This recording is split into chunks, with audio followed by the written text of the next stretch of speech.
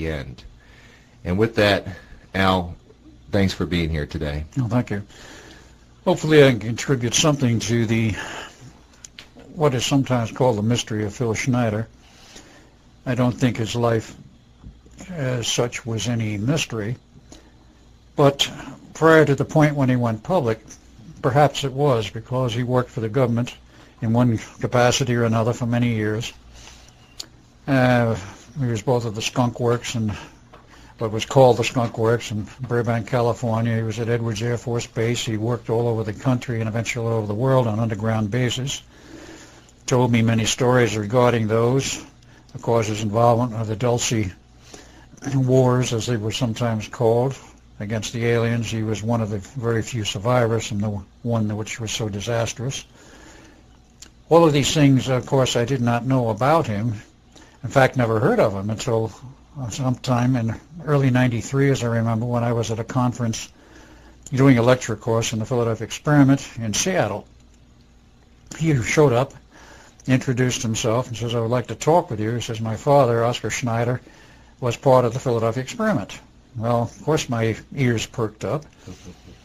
And over a course of time, he told me some things about his father. At that point, I believe his father was still alive. It was shortly after I met him that his father died of cancer.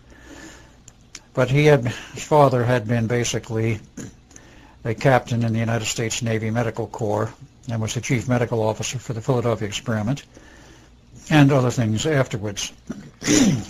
Now, didn't his father, that's Oscar Schneider, tell him, Phil, this information just before he died? Yes.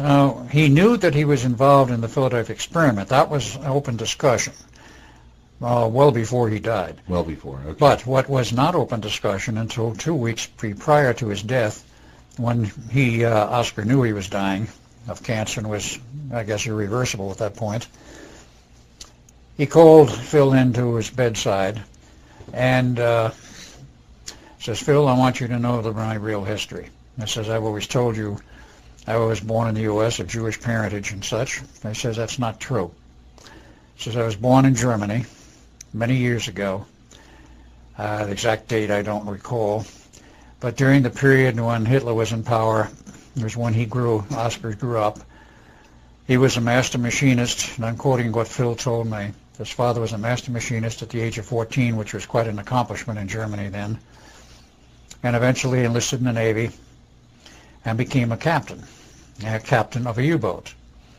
According to what I was told, Oscar Schneider had something like 68 successful kills, that is, sinking English or French shipping during the early part of World War II, because the United States was not involved until after December 7th, 41.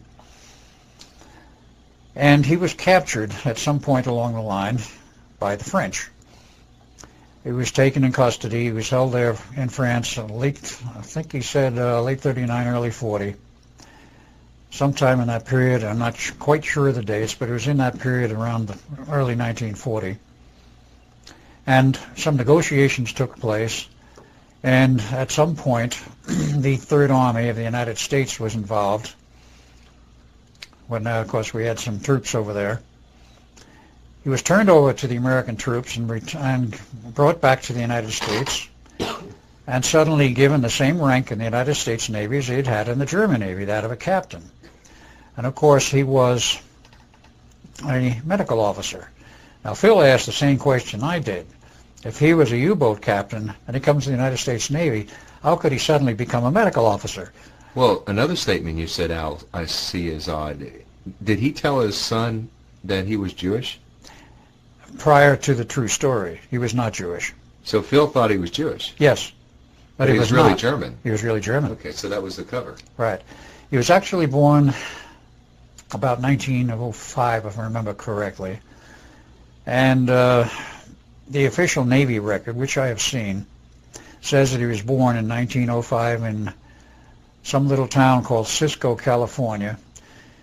Went through University of California, Berkeley for his pre-med. This Phil? But this is for Oscar Schneider. Oscar. This is the official version I'm talking about for the Navy, which I have a copy of somewhere. And when he finished his pre-med, he went to Harvard for his medical, his internship, and then joined the Navy and worked his way up through the ranks as a medical officer. That's the official version. The unofficial version and the facts are quite different. Now, how Phil Schneider, of course, had no choice but to accept the word of his father, but how Phil Schneider thought about this, I don't really know, except he questioned it just as much as I did. How could a man who had been in the German Navy for a number of years as a captain, going around as a U-boat captain, sinking Allied shipping, suddenly become a medical doctor? It had to be a cover, which the Navy made up the whole story of his original being born in the U.S. and going through all the medical schools here. Well, do you think, Al, that his being brought over here to the United States was part of Operation Paperclip? No, this was long before Paperclip. Paperclip is 1946. He was brought over to the United States in sometime in, I believe, late 41. And did he say why he was brought over, or why he came over? To become part of the Philadelphia experiment was the information I have, and the information which I believe Phil had. He was put into that immediately. Now one has to ask the question, why? Having read some of the private papers of Oscar Schneider, all I can say is for an MD to run off the mathematical equations I have seen and references to time travel and equations for time travel, I knew the reason why the United States government wanted him. He apparently was involved somewheres, and I have to say this as an assumption. He was apparently involved somewheres in the background of the German research on time travel and time research, because they had a program going also, as we did. And our program, of course, was heavily concealed under very high security starting in 1936. But the Germans allegedly had a successful time travel system functioning before World War II was over. And it would appear that Oscar Schneider had knowledge of this, and because of his knowledge of this, was assigned to our project, namely the Philadelphia experiment.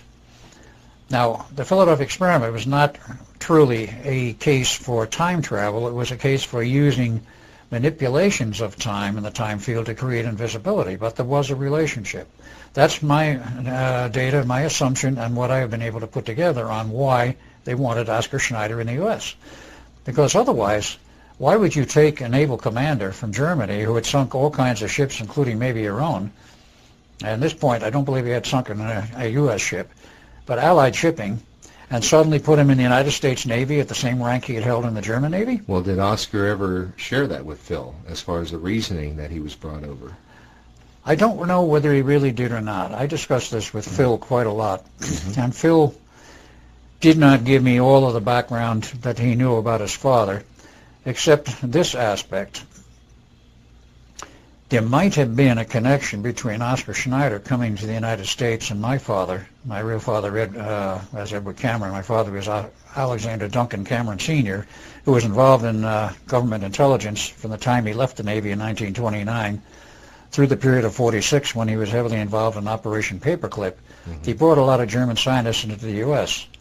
I certainly don't know who they all were. Could he possibly have had a connection with Oscar Schneider? So I think it's possible. Okay, so in your conversations with Phil, did he say anything else about this, his dad and the Philadelphia experiment specifically to you? Did he say? The only other things that came out specifically was that Phil's father and my father were very close friends. Okay.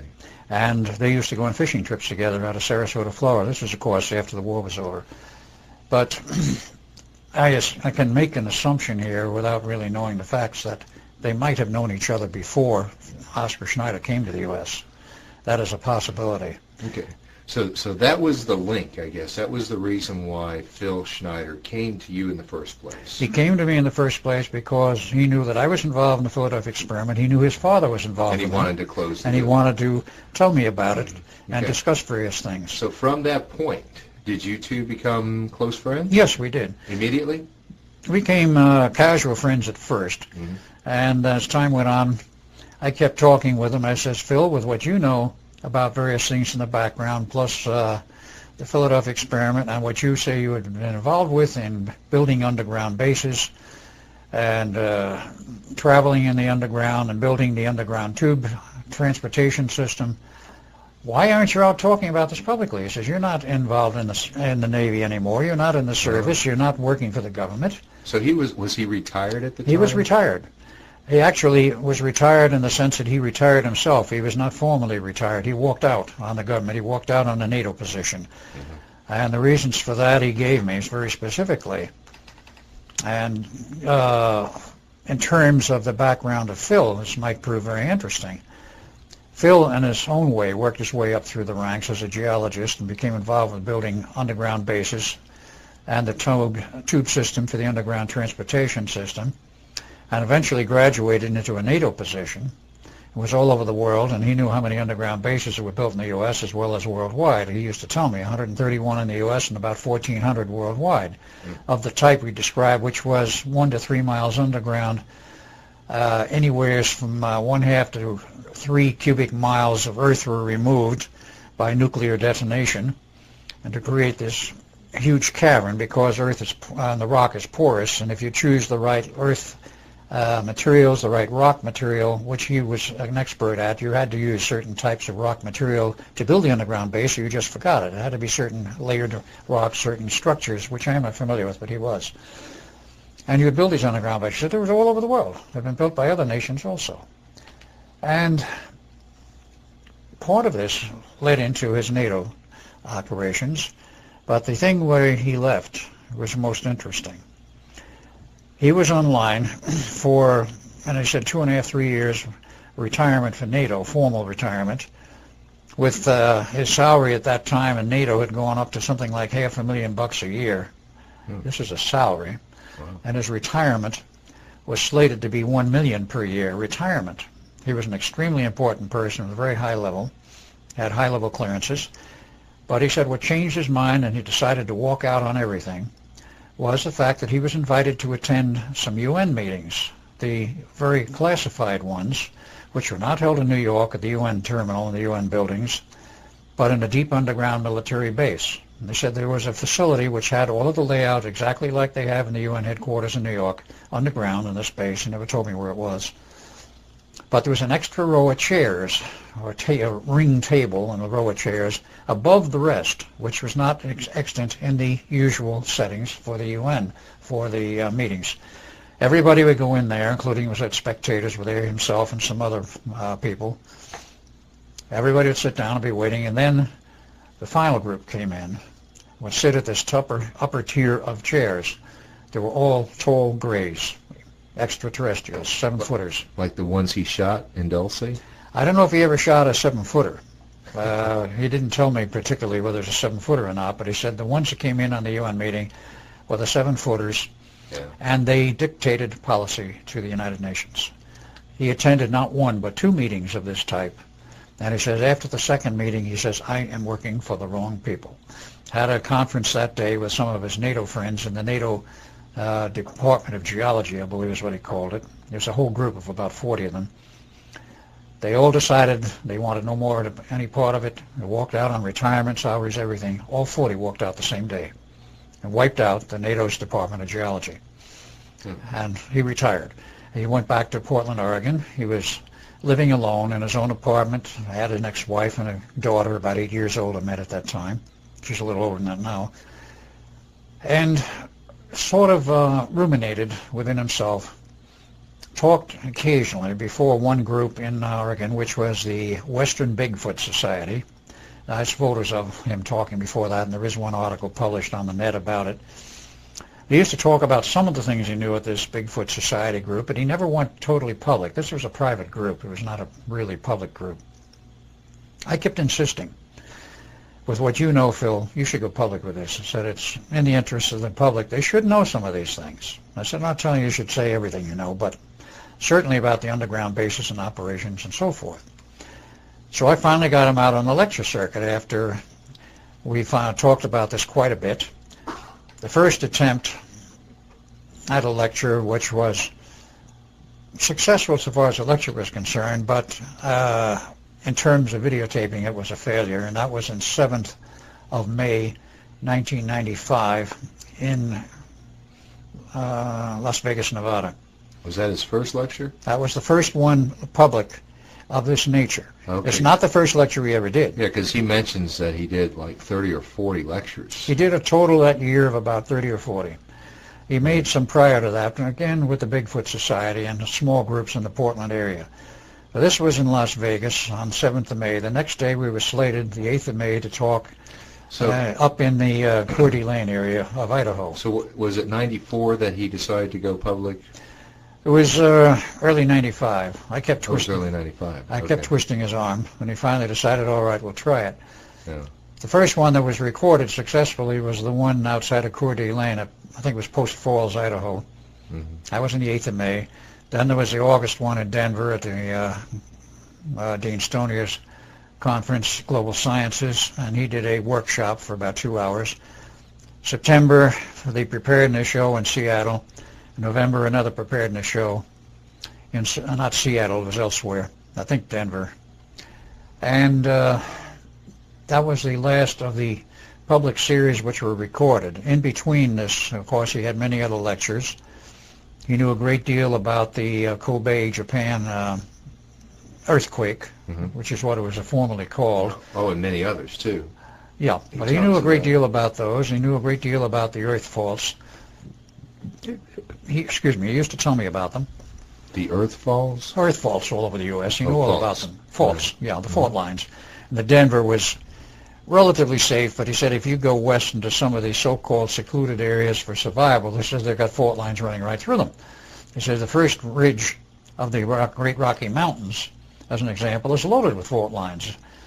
He says you don't want to be there. He says you go further west in the second ridge. He says you're okay. He knew all the geologic layouts and where the problems were and such. But he was invited to go to Japan to speak over there. The State Department refused to let him go. They says you're not going. He says we know you have a passport, but you're not going to Japan. We will not allow it. Oh, because he wanted to talk about the Kobe earthquake. He wanted to talk about the Kobe earthquake and a few other things. And they wanted to find out, didn't they? And they wanted to find out the facts of what he might know. Yeah. So they arranged that. Since he's now long gone, it doesn't make any difference. He arranged it very neatly.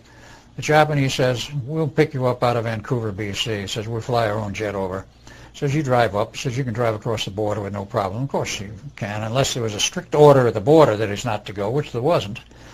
He could just, as a tourist, drive across the border into Canada on a driver's license. He didn't have to show a passport. So he did that. And he met them at the particular airport in Vancouver area, and they flew him over to Japan in their private jet. He was there 3 days lecturing on the Kobe earthquake and who knows what else. When you say they, who were the they?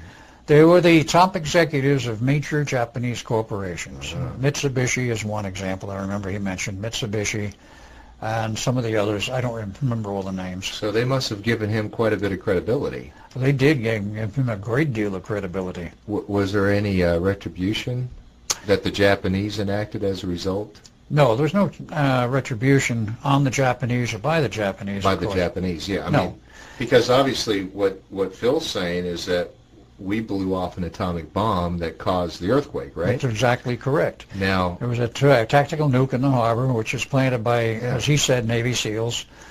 And it followed a long argument between the United States government and Japan over the fact that Japan was the world's leader in synthetic intelligence computer technology. And all of it centered in Kobe. Right. So, what happened with the executives?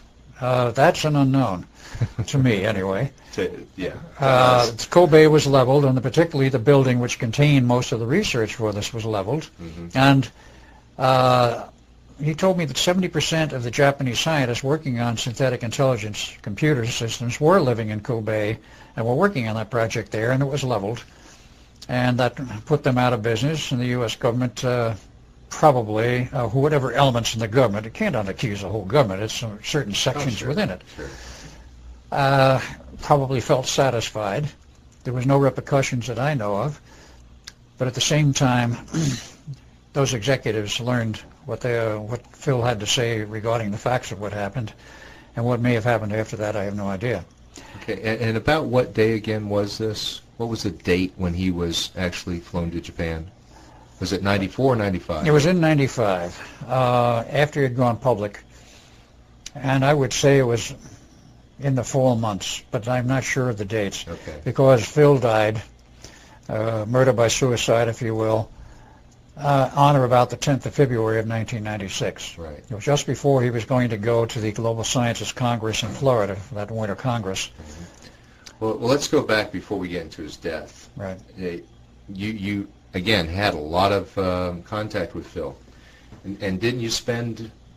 We spent a lot of time with him, going around lecturing, particularly that period when we were in Cordy Lane in the hotel there, sponsored by a woman who is now dead. She brought a lot of people in lecturing all over. But didn't you share a hotel room with him? Yeah, shared a room with him. Did he share any other information? Yes, he did.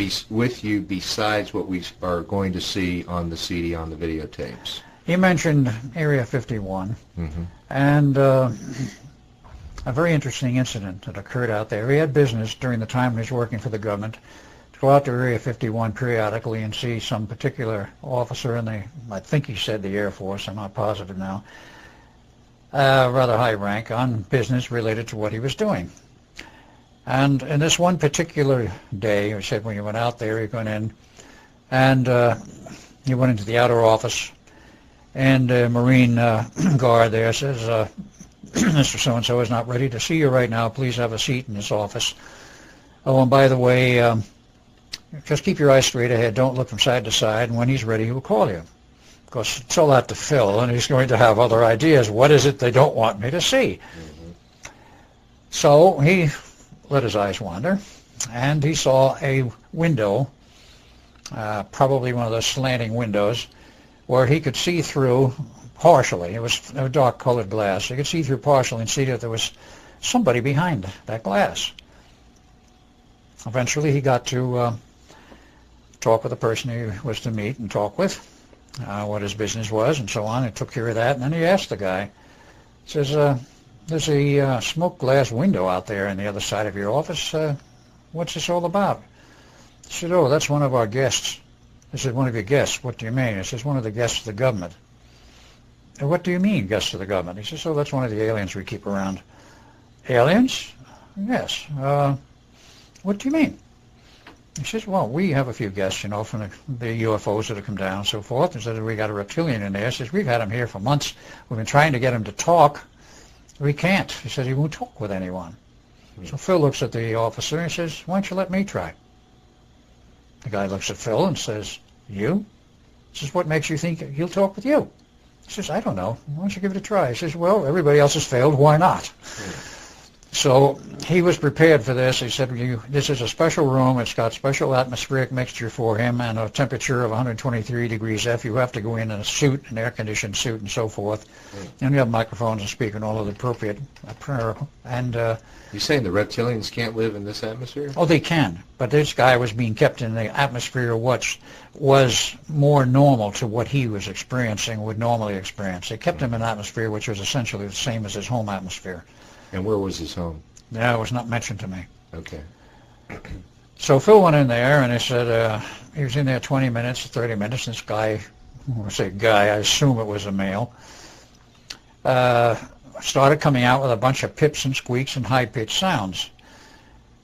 Now, being that this creature was about 6 foot tall, one would expect a lower voice.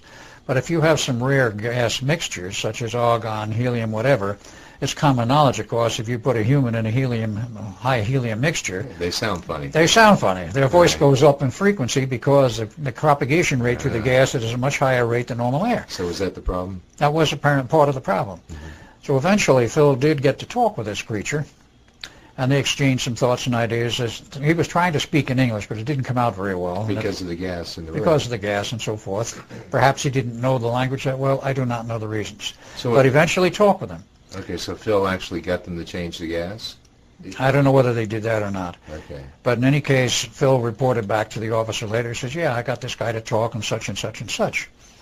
Well, at the time when Phil admitted this to me, I asked him, I said, what did the guy tell you? What did he talk about? He says, I don't feel comfortable about talking about that at this time. He never did tell me. But he got a permanent assignment for 3 months there as the official interpreter for this alien. And nobody else could talk with him, but except this guy would talk with Phil. Wow. So what information came out of that, who knows? But the government, the government was trying to, of course, to interrogate all of these captured aliens that were still alive. and find out where they're from, what they were doing here, and whatever they could get out of them. And apparently it was a fairly successful program, because I know one other person who was on the lecture circuit for some years, Dean Stoniers up in Denver, who was lecturing about the aliens and admitted openly that he spent 7 years in the Pentagon on special projects related to UFOs. I happened to wander in on his lecture was going, because he had the door open. And I looked on the podium. He had notes on the podium. This is a friend of mine. I'm not talking about Phil. I'm talking about somebody else later. Mm-hmm. And all alien text. I looked at this alien text, and I says to my friend, I didn't know you could read this stuff. He looked at me and says, what do you think I did for 7 years in the Pentagon? And I said, oh. Who is this? I don't know if I should mention his name. I know who he is and all that, but he's now out of the circuit, but was he a speaker? He was the speaker. He was the speaker. Well, then it'd be public information. Basically, yeah. He was the nephew of a famous admiral who went to the South Pole back in 1947. Admiral Byrd. This was Admiral Byrd's nephew. His name at the moment escapes me, but it can be traced. Okay. But in any case, I found that curious because here was more evidence of alien language text. There has been a great deal of communication with aliens by certain elements of our government, the secret government. Right. And Phil was involved with this for some 3 months. Did Phil know who this quote-unquote secret government is? Did he know the people? Because he talks about his security clearance. Yes. I forget the name of it, something 3, that he had this very high-level security clearance. Yeah, this got into an interesting point of contention later, not with Phil and between Phil and myself. Mm-hmm. It was a peculiar clearance, and it was related to one of the gemstones. They had a gemstone level of clearance. There were several levels of gemstones and several numbers, and he had one of these clearances, plus some other level which came out of the Pentagon. And many years after this, after Phil was dead and gone, I was on the one and only time on the program as a talk. The host was the former director of the FBI in Los Angeles, who had me on his talk show, and we got talking about Phil and his level of clearance. Was that Gunderson? Gunderson, Ted Gunderson, okay. Correct. And I mentioned the level of clearance, and one of Ted's friends calls in and talks on the show, introduces himself and says, I am I don't know if he said former NSA employee or still was NSA, but he says, quote, there's no such level of clearance. I got into quite an argument with this guy, and finally, I was cut off the air. Quite literally, just chopped off. I talked with Phil much later, years later, about this. Why was I cut off the air at that time? He says, I had nothing to do with it. I says, well, who did? He says, I had orders from the program head that runs the program for the station that I was to be cut off of the air. The program is going to cut off the air. Who, Ted said that? Yes, he said that person to me. Wow. So here you were on the air, you're describing Phil's level of security clearance right. by name. Right. And Ted Gunderson, who was the host, told you later he had to cut you off the air. Right. He says it was not my doing. He says I had orders to cut you off. Huh. That's so interesting. It's very interesting because... Well, he's the one actually who's involved in that lawsuit with Art Bell right now. Ted Gunderson? Yeah. I didn't know Ted Gunderson was involved in a lawsuit with him. Yeah, he's the one. I know we're sort of veering off a little bit, but that's... I know somebody else was in a lawsuit with Art Bell for 2 years, and finally that broke off, and that's the guy who was the founder of reverse speech, so-called. David... Oates. David Oates. No, just to let all of you guys know, it was... there was this... On the radio, this insinuation on Gunderson's program that Art Bell was...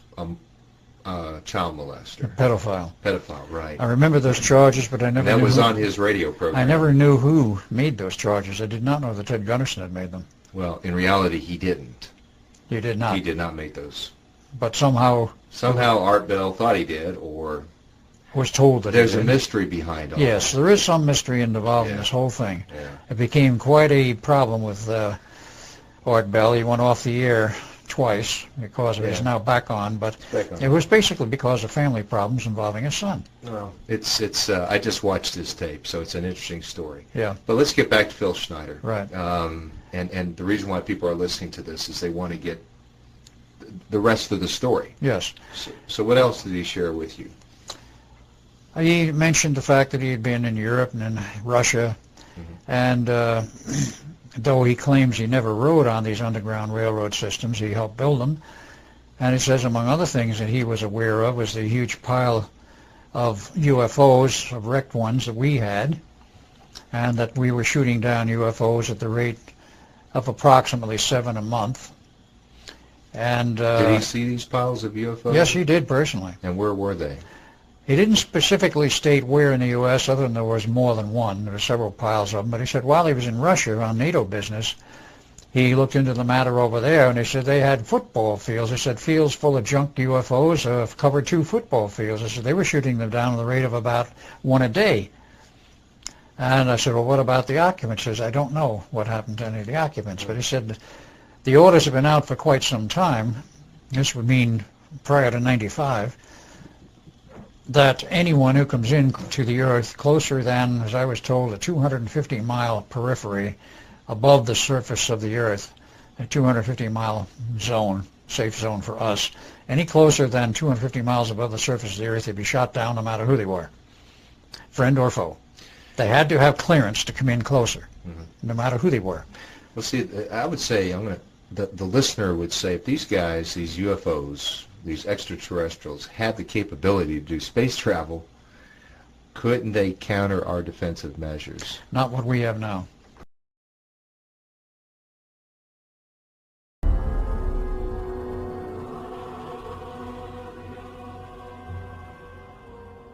A few years ago, there was an astounding book published. It's called The Day After Roswell. And it's written by a gentleman called Philip Corso, who's now dead. He had a military career that lasted more than 20 years. And during that time, he served at the White House, and then he was a senior official at the Pentagon. And in this book, which is an astounding book, he clearly says that there is a war going on in space.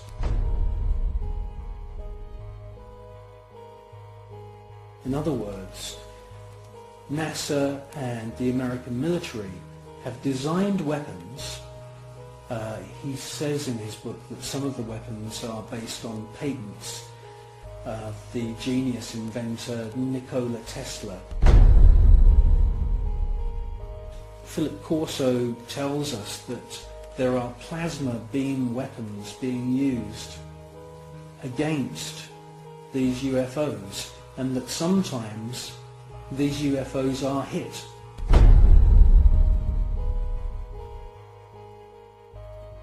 A special team then travel out to wherever it is in the world and collect the wreckage. Now from the wreckage they back engineer any useful technology. In his book he clearly states that microchips, semiconductors, fiber optics, lasers, many other new metal alloys have all been back engineered from wreckage which they've collected from UFOs which have been shot down by the American government. Now, we have particle beam weapon systems a la Tesla, but of course vastly beyond what even Tesla dreamed of in terms of power. They now are so powerful that much of the research was done at Montauk Point in conjunction with the Montauk Project. But quite aside from that, we have them all over the planet now. There's some 36 major high-powered ones from what I understand. And the power level is now to the point with one of the newer ones, which is a twin beam, particle beam, which is transmitted as a scalar transmission system. And if you know anything about scalar theory, which maybe some of your listeners will, if you cross two scalar beams so they cross each other, you manifest a strict electromagnetic beam with all of its manifestations at that crossover point. So what they do is they aim two of these particle beams in the scalar mode out into space wherever they want to, and when they want it to, let's say, produce a physical manifestation such as converging on a UFO and blowing it out of the sky, they will focus it that way. Now, it will take a bit of power to do this. The power now is up into the terawatts region. It has gone from megawatts to gigawatts. It's now up to terawatts. And the last piece of information I had on this was that we have been using the moons of Jupiter for a shooting gallery for practice with the particle beam, the newest one from Earth. The tunnel for these have to be optically aligned, laser aligned, and so forth. 300 miles long? Deep, you mean? No, 300 miles long for the system, well under the Earth, in the middle of the U.S. somewheres. And, of course, now how they reflect the energy out and how they focus it, I do not know. But you think that's what they're using to get that these? Is what they're using to bore a hole or blow a hole through one of the moons of Jupiter, 25 miles in diameter from Earth. I think that will take care of any UFO that's out there, including in the Jupiter orbit. Well, of course, you know, half the people listening to this are going to believe you, and the other half will not. I'm sorry I cannot give my sources of information on that, but I do have some rather good sources. Yeah.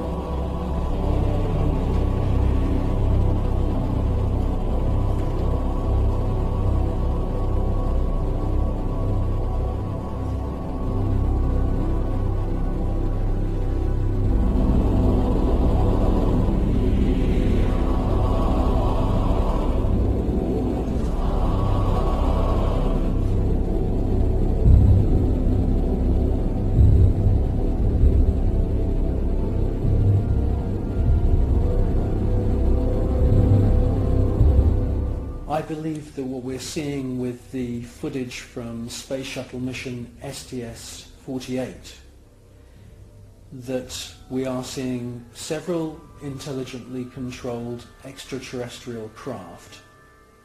And yes, I do believe that the flashes are the firing of some very, very top secret weapon which is able to produce an electronic or electromagnetic plasma kind of death ray that is being used against these UFOs. I do believe that that is exactly what we're seeing.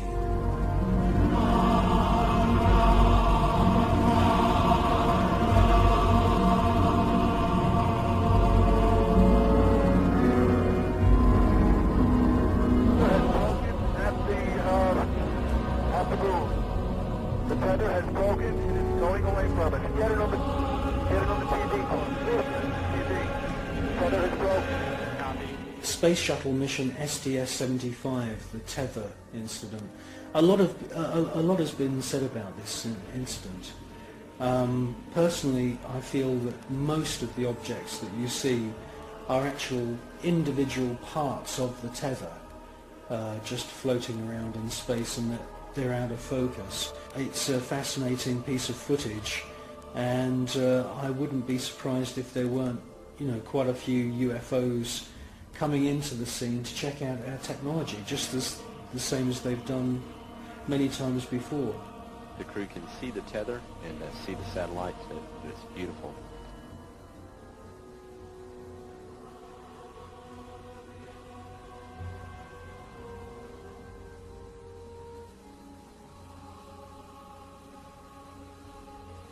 this view showing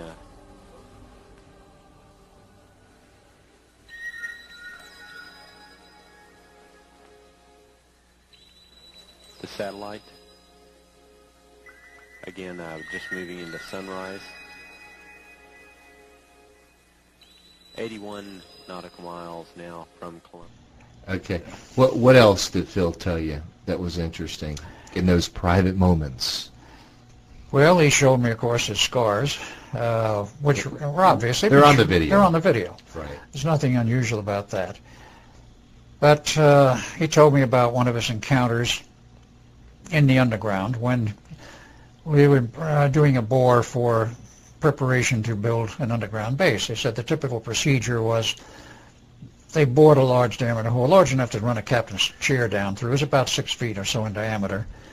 And it could be earth boring, it could be laser, it could be whatever. But they bore this hole down, he says, anywhere from 1 to 3 miles. The goal typically was between 1 and 3 miles, no less than 1 mile.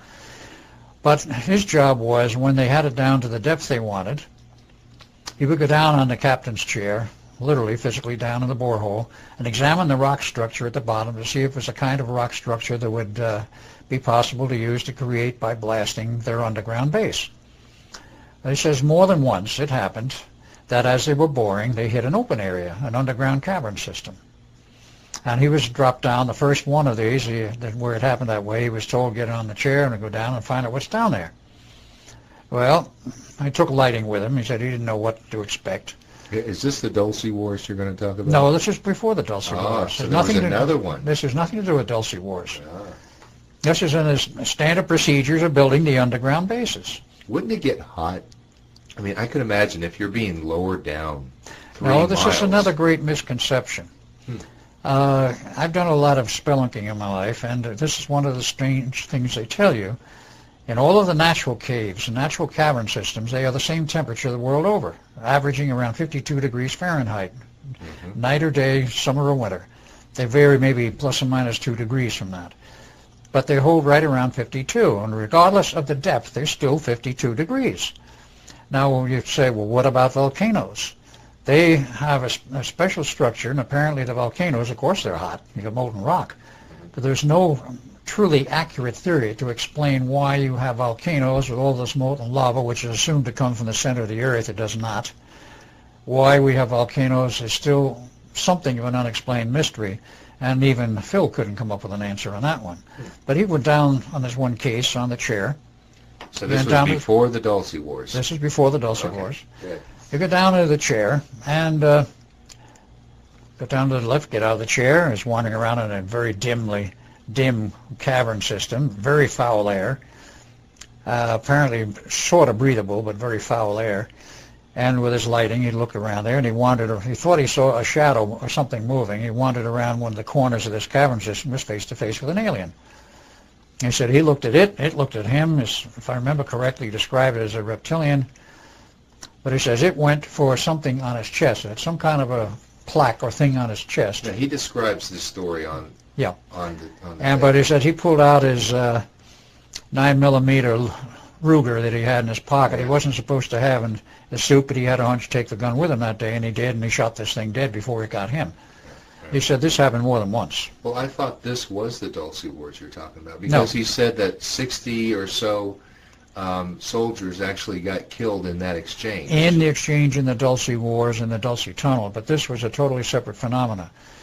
See, when he was talking about exploring, this is when I say private conversations. Okay. He was exploring these caverns when they hit them. When he went back up finally and told them what happened, he said he got the impression that they knew all about it. And he says eventually he learned the government knew where these underground caverns were and that they were inhabited. So how is that experience different from what the Dulce Wars were? The Dulce Wars was going into a base they already knew, already had. It was originally a government base. It was turned over to the aliens, and they took it over completely and eventually kicked out the scientists, wanted to run it entirely on their own. The government wanted it back, and this was in New Mexico, of course, and of my understanding of the history of it, it was originally built as a storage depot for nuclear waste. But the governor of New Mexico at that time says, you're not dumping that nuclear waste here in an underground facility in New Mexico. You're not going to use it for that, even though it's already been built for that purpose. Eventually, it was adopted for the, I guess what one would say, the underground labs and experimentation, which took place at Dulce. The aliens were invited in. They more or less took it over, and then eventually totally took it over. But the attempt to get it back from the aliens, some 66 people went in fully armed, or they thought fully armed, and only 4 or 5 total came out. Phil was one of those that came out alive, all injured. Had to be carried out by Marines they brought in just to carry them out, and even the Marines were hit. And he recovered slowly. He had severe burn marks. He had a hole in his chest and other burns. So that's a different experience. Totally separate from what than the one he talks about with the alien who shot him single in the chest. one-on-one where he shot them. So Dulce was not one-on-one. This was a known number of aliens at the other end of the tunnel, right. Costing 66 people, including most military, heavily armed, or they assumed they were adequately armed, right. and literally took all of the military out. They had weapon systems we did not have at that time. Yeah. Now, did he ever say he was physically on board a UFO or ET craft? I do not recall that he ever mentioned that, no. Okay. Was there anything else that was bizarre that he shared with you? Yes, he did. If you get into the period after he left the government, he remained, as he said, quiet for about 2 years, 2.5 years, didn't talk publicly. He took his oaths of secrecy seriously and wouldn't discuss any of what he had done. But then he started talking a little trial bits, you might call it, trial balloons, at the club that was there, the Western Bigfoot Club. And I talked with him. Eventually he realized, he said, the public should know some of this, so I kept twisting his arm to go public, and he did. During this whole period, he was visited periodically by various people from his old group and from the government, from intelligence. Hey, we don't like what you're doing. You shouldn't be taking this public. We'll forgive you everything if you just come back and work for us. And he told you that? Yes. Mm-hmm. And he said this went on repeatedly. He says, finally, after his trip to Japan, and when he came back, he said some fairly high-level intelligence people came to visit him as an apartment in Oregon, in Portland area, mm-hmm. and discussed with him that,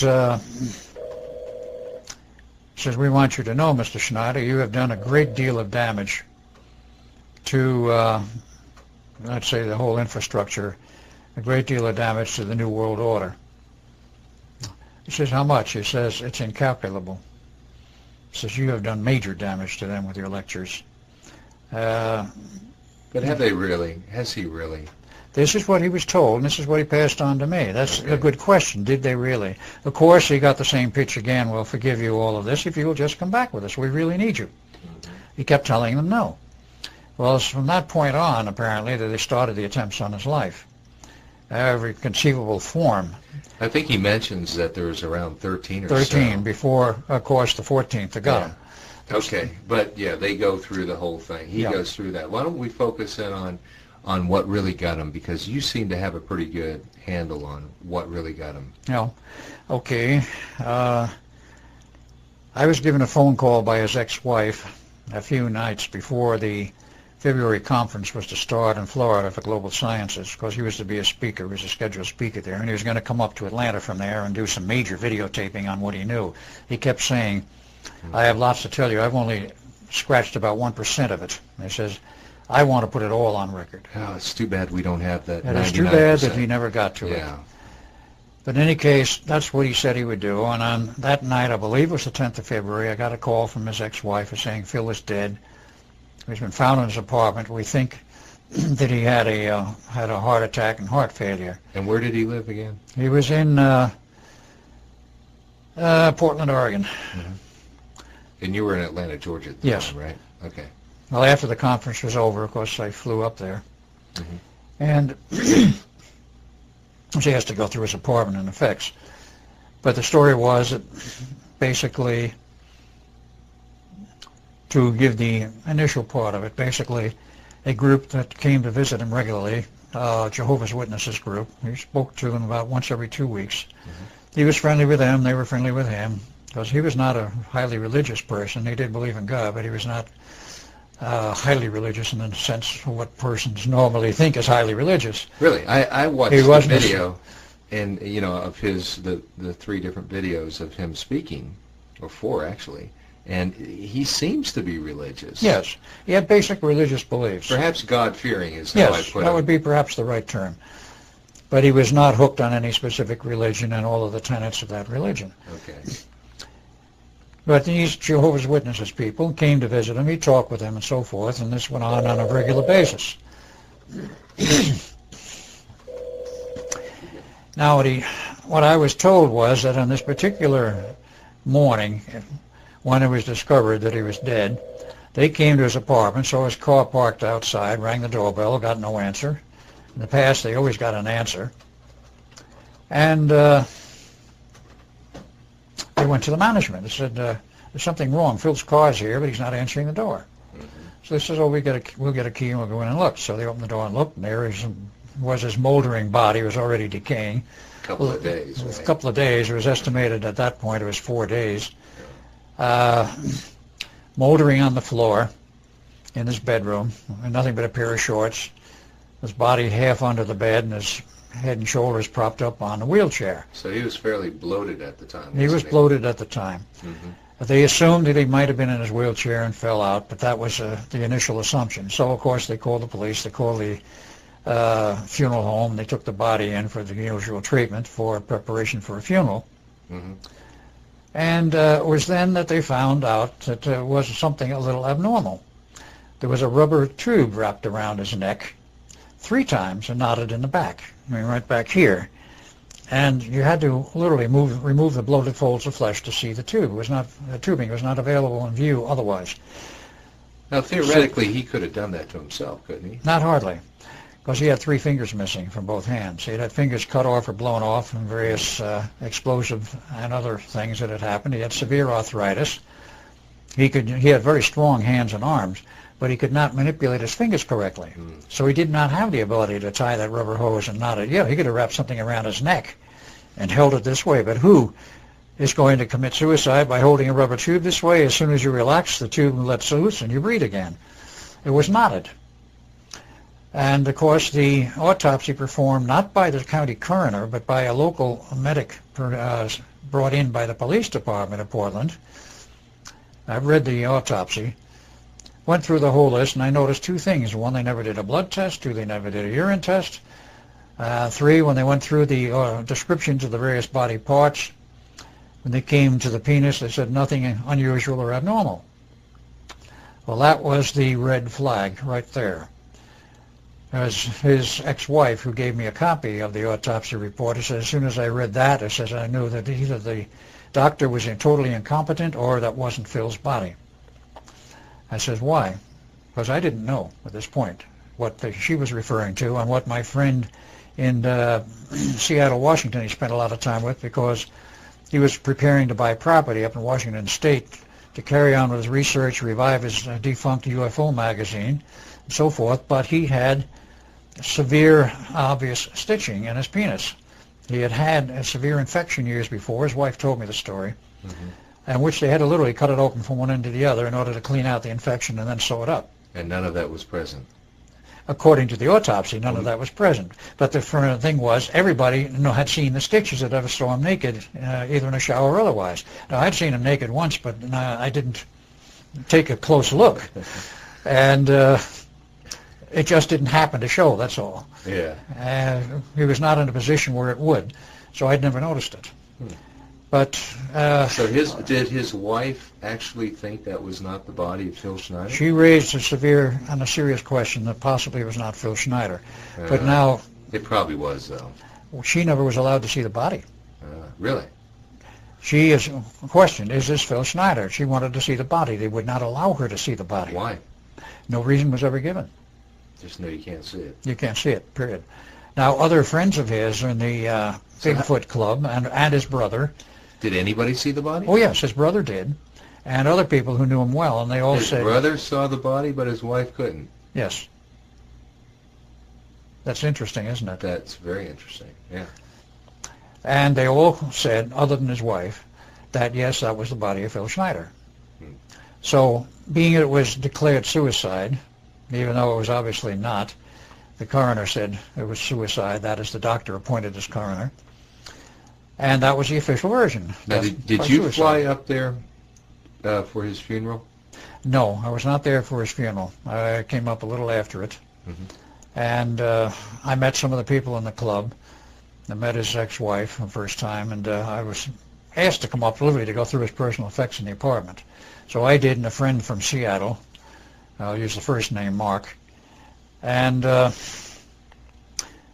noticed something rather strange. He had a 4-drawer filing cabinet, a standard office variety.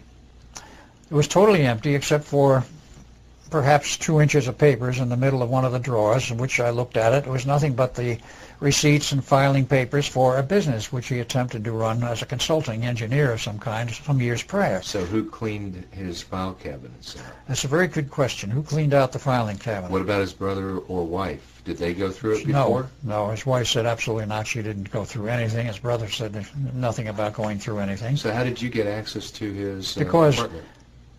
His wife asked me to, because I was known to her. Mm-hmm. He had discussed me many times with his wife. Mm-hmm. His wife had a strange view of Phil, in that she considered him as somewhat overly paranoid. And when he was under extreme stress from many of the various things he was involved with, including some of these, as the way she put it, supposed car accidents, of which there were quite a number. These were the attempts on his life. The attempts on his life. She said he'd go into a strange mode of withdrawal and invent these stories. She did not believe half of what he had to tell her. Now, that I'm stating it as I know it, and as she stated it to me. But it was obvious that he was dead, and she took me to the apartment and wanted me to go through everything that was there. Now, one other thing I went through was his photo album, because I was interested in seeing the photos, which he said there were many photos in the album of his father and my father together on fishing trips. Gone. Pictures of him as a kid. Gone. So everything was gone, basically. Everything was gone except the pictures of his father and wife. Yeah. As a normal human being. As normal human beings at an older age. And wasn't there a lot of money missing? Yes. He had sold just approximately 3 months prior to his demise his gem collection. He had quite a collection of gems, valuable gems, as well as a rock collection. The rock collection was still in the apartment. He told me on the phone he had sold his gem collection for some $90,000, which was a lot of money. Yeah. And I know what he wanted the money for. He was going up first to Idaho, and I went with him on 1 or 2 trips, looking for property to buy to move up there and start up some kind of a survival thing and do his own research. He went up to Seattle to meet my friend Mark up there, and he and Mark went all over Washington State, and the rumors were that he had bought property up in Washington State someplace, but that never turned up. There was no deeds, no title, nothing could be found anywhere in any of the searches of the state records that he had bought any property. But the money was missing, some $90,000. So whether he did buy property or not, we do not know to this day, and whether the money was just absconded, we assume probably it was, but we don't know. Now, there's some other interesting aspects as to what disappeared. He was known to have a safety deposit box. It was common knowledge among his friends. He mentioned it to me many times. He mentioned what he had in it, among other things. That was a collection of gold bars. And I said, gold bars? He said, where'd you get them? He says, from my father. I says, did you ever see any of these gold bars? I never saw them, but a number of friends in the Bigfoot Club did see them, and I talked to them about them. I says, did you ever see these gold bars? He says, oh, yes. He showed them to us many times. He brought them out of his vault, brought them down here, showed them to us. They all had the death's head stamped in the bar. And the death's head? Yes. This was the symbol for the German submarine service. They were all commanders, captains that is, of the German subservice had to carry a certain amount of gold bullion with them. That was law required in Germany. In case they got stuck someplace and had to buy their way out, they could always buy their way out with gold if they didn't have any of the local currency. So they all had the gold bullion, and when he left the subservice, somehow he managed to capture this gold and bring some of it with him, which he used to show to Phil, and Phil was going to melt it down into coinage. I do not know if he ever did or not. But I never saw the gold, but he had the safety deposit box. Who knows what else might have been in the box. Did his wife open the box? The box just plain disappeared. Nobody knew where it was. She didn't know where it was. Nobody knew except Phil where it was. Phil was a very secretive guy, wasn't he? Very secretive. Yeah. He also had and that perhaps contributed to his demise, didn't it? He also had, according to his words, this is in private discussions again, a lab which he had jointly with somebody else who was a very good engineer scientist, and they were doing some of their own private research on possible time travel, teleportation, whatever. And they said this guy created what he called a miniature version of what is a TV program that shows this rotating wheel and the 2001 film of water, not 2001. No, the I'll think of it in a moment. He built what was apparently a miniature version of this Stargate. Yeah. And I says, you had one functioning? He said, yes. I says, how did it work? He says, I don't know. The other guy knew most of the technology on that. But I says, well, so you had it operating. Was it big? No. He said it was on a tabletop. He says maybe 3 feet in diameter. And what'd you do with it? Well, he says, I thought I'd be brave and I'd try and put my arm through it and see if my arm was all right and where it went. He says, I put my arm through it and I nearly got sucked into it. He says, I was able to hold back. He says, well, why didn't you try a camera? He says, I did. I says, would you get pictures? He said, yes. He says, I'll show them to you sometime. I never saw them. Wow. This lab, and any reference to it, disappeared. Nobody else seemed to know anything about it, except whoever the second party was, and I never did learn who that was. The lab disappeared. Supposedly he had a complete machine shop somewheres. That just disappeared in the woodwork. Everything disappeared. Including his own records of medical care out of the federal office building and a federal case he was building up in Washington, in Seattle, in the federal courthouse there against someone. Well, you know, during his lectures, he shows all these rare materials or alien materials. Yes. Was all that gone as well? Oh, yes, everything. So we at least know from the videotapes that he did have some I had exotic materials. I had them in my hands. I examined them. So, but you go back to the apartment after the death, all gone. Right? His bowling ball was still there because he used to bowl once in a while. With 3 fingers? Apparently. Well, if he could bowl, he might be able to put you thing can around do it there. with 3 fingers. I guess. He was strong enough. Huh. What about all those pictures, you know, the Bikini Island atomic explosion? Were those gone or were those still there? The ones that he showed publicly were still there Mm. because that was already in the public domain. See, that's why he should have gone public even more. Yeah. I said, yeah.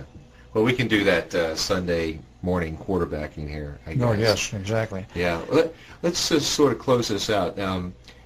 I would say a lot of people probably thought he was a bit loony to some degree. That's very easy to say. It's easy. It's because it's easy, right? It's easy to say that But because of some of the things he claimed. Right. So, but even his wife, according to your testimony, At times thought he was a little bit off. A little bit off, okay. So, but based on from your experience, and you knew him as well as anybody knows him, how did you find him to be as far as a credible person? Very sane, very stable, very credible. He could back up all of his statements with some kind of evidence which connected with things I knew. Mm-hmm. And everything hung together. Now, the claims that he committed suicide don't hold water for another reason. His wife, of course, was totally against that idea and theory. He says, he's got an 8-year-old daughter. He loved his daughter. He came over here all the time to see her. He was trying to save money up for her education. He established an education fund for her. And he said he spent all of his spare time that he could over here seeing his daughter and, of course, seeing his ex-wife. He says, he told me, he says, after we were divorced, my ex-wife and I became very good friends, but he said before that we never got along. Happens a lot, yeah. It happens quite a bit. So he had a lot of reason to live, didn't he? He had many reasons to live. But he must have known by going public that his life was in jeopardy. Oh, he was told that many times. So why do you think he still insisted on going public? public? Because he said as long as he could, he was going to keep trying to put the information out to the public, that he felt things could be done in a better way than they were being done, as, of course, you can hear him say himself in his lectures. Mm-hmm. And that all of this cover-up and hiding was totally unnecessary and was wrong, because sooner or later our hand, meaning the government's hand, is going to be forced into admissions under conditions and circumstances which will not be pleasant or desirable. So I guess just in conclusion, given the way he died and given the fact that hardly anything is preserved of Phil Schneider except for these videotapes, really, that's it, and a few of the pictures that you have, probably his cause will not be served as a result of his work. But that's hard to say. Hard to say, but maybe as a result of what you have to say and some of his videos. I might say here as part of this record that, of course, other people have become interested in his history, and there is a book now published entitled The Philadelphia Experiment Murder, which deals with his life and his father's life and the Philadelphia Experiment, published by Sky Books. It's a new book just released this year. And he's mentioned in it? Oh, yeah. Phil is mentioned, and of course, some of the documentation of his father. They pulled in a number of other people. The inimitable Jack Pruitt, who was station master at Montauk, actually came down to New York with his wife from where he lives in New Mexico to see the lady who was doing the interviewing and actually wrote the book. Is that Shika? Yes, Shika. Shika... whatever. Yeah. Oh, she's the one who wrote the book? Yes. Okay.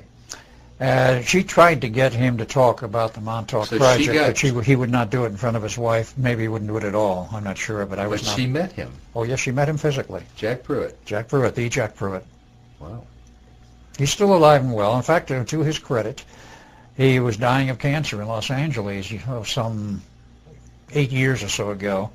I knew about this through his son, Glenn Pruitt, from New York, whom I know, and he was in visiting with Glenn and other family members. But Glenn knew the history to some extent, but he didn't believe it. He says, "You're trying to tell me that my father was the head of the Montauk Project?" And I said, "Yes." And Preston said, "Yes." He says, "Well, if I showed you a picture of him, would you identify him if that's the man?" And I said, "Of course, bring us the picture." So Glenn did. I took one look and says, "Yeah, that's Jack Pruitt, the same guy as the station master." I said, "A little fuller in face in that picture than when I remember him, unless I remember him." Preston took one look and says, "Yeah, that was him." Okay. That's interesting. All right. Well, Al, thank you for your time, and I hope this sheds a little bit more light on the hidden mystery, really, of our friend Phil Schneider. Mr. Phil Schneider. There are many mysteries connected with his life, and I was privy to some other things, including special photos of him standing next to an early U-2 and also next to the first stealth fighter. Talking about Oscar or Phil? Phil. Phil worked in the Skunk Works, and he was there at the time of the construction of the famous new fighter aircraft, the stealth fighter, and of course the stealth bomber. That Aurora? No, not the Aurora. That's totally separate. No, the regular stealth fighter and stealth bomber, the B-2 bombers is called a stealth bomber. He was part of that program? He was part of that program, and there's a picture of him standing next to it. He showed that picture to you? Yeah, so that's gone too. Well, I'm sure. Okay. Thank you, Al.